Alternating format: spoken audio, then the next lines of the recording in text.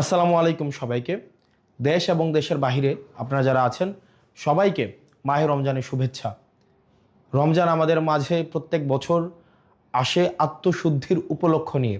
আমাদের যেই জড়া কুরিপু, পরহিংসা, পরশ্রী কাতরতা, রাগ, ক্ষোভ সব কিছুর ঊর্ধ্বে উঠে আমরা যেন আমাদের ইফতার, আমাদের সাওম, আমাদের তারাবি এই প্রত্যেকটি উপলক্ষের মধ্য দিয়ে আমরা যেন আত্মশুদ্ধির উপলক্ষ খুঁজে নিতে পারি।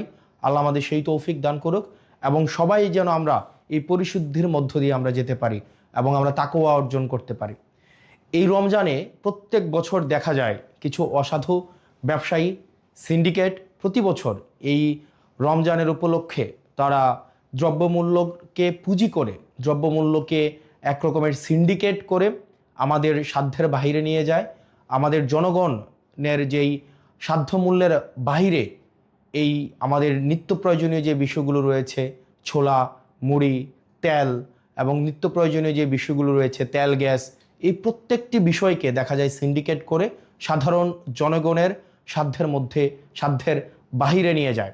আমরা সরকারের কাছে আহ্বান থাকবে যেন এই সিন্ডিকেট, মাফিয়া, লুটেরা এবং চাঁদাবাজদের বিরুদ্ধে বিগত সময়ের মতো অন্তর্বর্তীকালীন সরকার গত বছর রোজায় যে ধরনের কঠোর ব্যবস্থা নিয়েছে এবং এই নিত্য প্রয়োজনীয় বিষয়গুলো যেভাবে মানুষের সাধ্যের মধ্যে ছিল, এই বছর যেন সাধ্যের মধ্যে থাকে সে বিষয়ে যথাযথ ব্যবস্থা নেবে।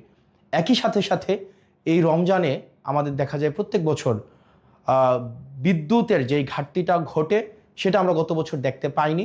আমরা প্রত্যাশা থাকবে প্রত্যেকটা মুসলিম যেন এই রমজানে তার ইবাদত ভালোভাবে করতে পারে, নির্বিঘ্নে করতে পারে।